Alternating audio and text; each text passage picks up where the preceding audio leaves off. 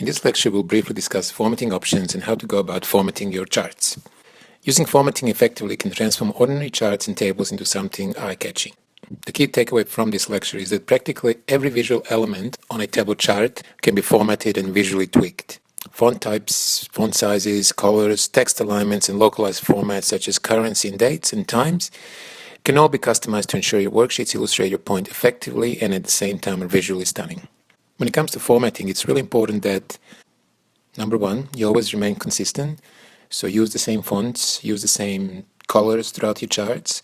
Otherwise, it becomes a distraction. Number two, keep your worksheet as clean and as uncluttered as possible. Remember, the goal of visualization is clear, precise, and efficient communication, which might get lost if there are too many visual distractions in your chart. So as I mentioned, you can format almost anything on your data visualization.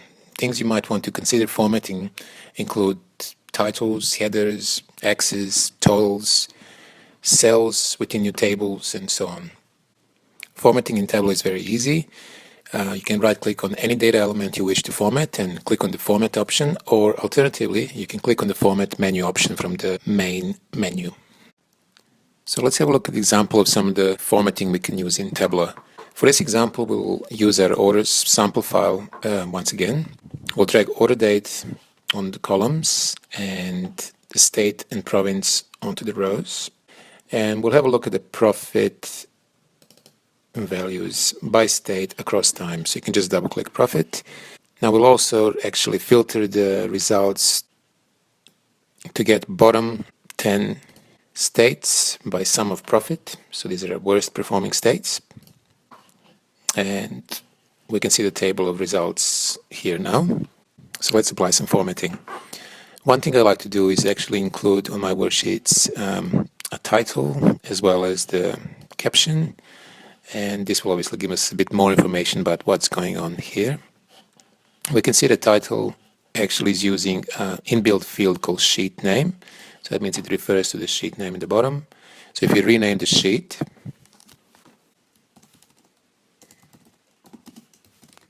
to something like 10 worst performing states, it's actually reflected in the title.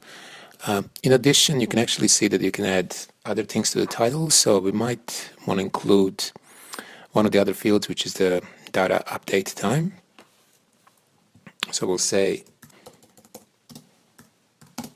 as at data update time, and this will give us a title with a timestamp. I might actually change this to be a little bit more subtle.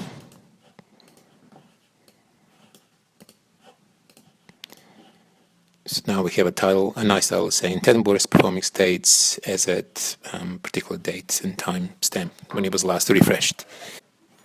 We can do something similar with the caption. So we can double click on the caption, highlight it, make it a bit smaller, and maybe italics. So it appears more as a footnote to our data visualization.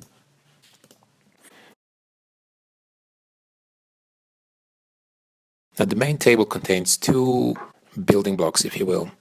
One is the headings, so column headings and the row headings, and the second one is the marks that actually appear in the body of the table. We can format both. We can go to any of the elements of the table, right click and click on format. And what this does, it actually brings up a format menu where we have a whole bunch of options where we can apply formatting. So you can format the fonts, alignment, shading, borders, or lines. And here we can also select which field we want to apply the formatting to. So for example, if we want to look at the state and province and the headers, and we can increase them maybe to 10 points and change the color. And we'll do the same thing with the year. Change it to 10 points. Now, within the table, we can actually, similar to Excel, adjust the width of the different columns as well as the rows. So you can make it a little bit bigger so it's a bit more obvious. And let's apply the currency formatting to the sum of profit. So at the moment it's just displaying as a regular number. We can actually change it to be a standard currency. Now this actually formatting applies it only at the data visualization level. Remember, we can actually go to the field itself and we can actually change the default property and make it a currency in there. If you do it this way, you can actually apply it across all the visualization and all the sheets within your workbook. Okay, so the other option to access the formatting menu is just by going directly to the main menu, and from there we can also access the format. And in here we got similar options, plus a few additional ones as well. So a couple other things we might want to do. We might want to remove the order date cell or a label because it's obviously a date. So we can just right click and hide it. Same thing with the state of province. We'll hide the field label for the row. You can actually get this back by going to Analysis, Table Layout, and show them back in the table. So now our table is quite simple. We have state names, year names, and the values. The other thing you can do is under Analysis there are totals, so we can actually show the totals at the bottom. Again, totals can be formatted slightly differently. We can make it bigger,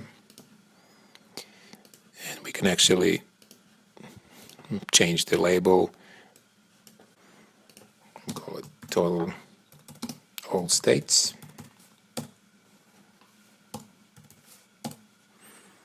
Now, so far we've been formatting the table using the formatting menu, but the other option is to use marks themselves. So marks allow us to use conditional formatting in your table or in your chart. So for example, we can actually drag profit onto the color mark, which applies color to your marks within the table based on the actual value of the profit. So you can see that the color ranges from red to green. We can actually adjust that. If, for example, we wanted to not have a gradient color, we can actually have a stepped color. What this does, it just gives us 5 different categories of color. 5 might be a bit too low because there's a lot of gray, so there's a lot of values in between. So let's just maybe bump that up to 10, so that's kind of looking better. We can see straight away that Montana in 2010 was doing particularly bad, and that Mississippi in 2011 was the best out of the worst performing states. Okay, so that kind of shows you what you can do in a table. Let's show you how to format a chart. So what we'll do, we'll duplicate this sheet, and we will convert the visualization to be a line chart by clicking on Show Me and selecting the line chart. Let's make it a bit wider. And remember, with trends, it's a good idea to actually have a look at the trends using continuous type. So let's convert that to maybe monthly trends, which kind of give you a little bit more of an overview of what's happening from month to month. So it's a more granular level. I'll rename this sheet accordingly. So with the charts, we also have a concept of a heading and concept of a mark. But in addition to those two, we also have a concept of an axis. So in this case, profit has an axis on the left-hand side, and we can, just like with anything, we can actually format that. For example, we can make the font maybe slightly smaller, but maybe the title can be a little bit bigger. In addition, you can actually edit the axis. So you can right-click on the axis and go in there and change the range, the scale, and the titles. So for example, we can reverse the scale and maybe change the title to be reflective of that. So what we've done now is we have the lowest value on top, the highest at the bottom, but we can actually see the peaks where the profit was the lowest.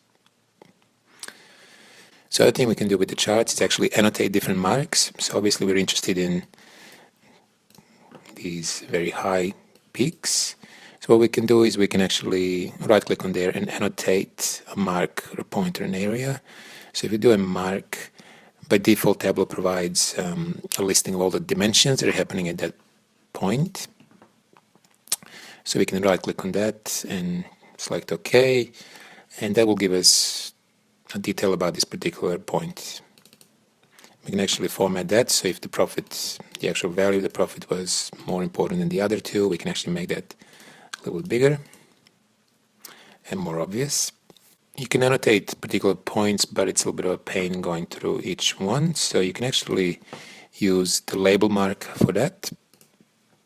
So if you drag the profit onto the label, the marks will actually reflect what's on the label, and we have a pretty good control of what the label is showing. So we can actually include other things on the label, so let's say sales. And by clicking on label, you can actually specify how the label is displayed. So text, we can format, so we can make it bigger, or let's make it smaller, so it actually we can fit more.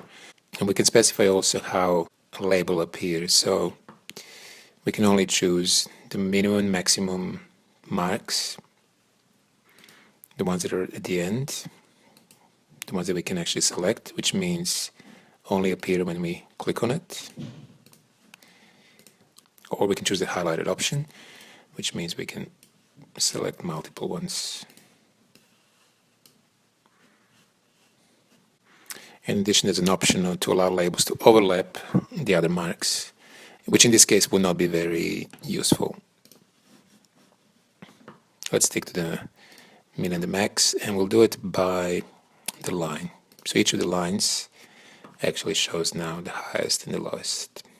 The other things you can control through the marks are obviously the shape of the mark. In this case, it's a line because Tableau has suggested that the line is the most appropriate to be used to analyze this data. However, you can change that by going to, let's say, circle. The other thing you can change is the actual size of the mark. So if we drag sales, for example, onto the size, you can actually see that the different marks are different sizes based on the total volume of sales. Now this chart is becoming slightly abstract, but we're just showing you what it's possible to do. Dragging things on a detail mark option, so for example a unit price, and we'll change that to an average, allows us to include the unit price when viewing the underlying data. So if we were to click on this mark, there's an option of actually viewing the data. By clicking on viewing the data, the average unit price now appears as well. So this way you can actually include additional details when exporting the data.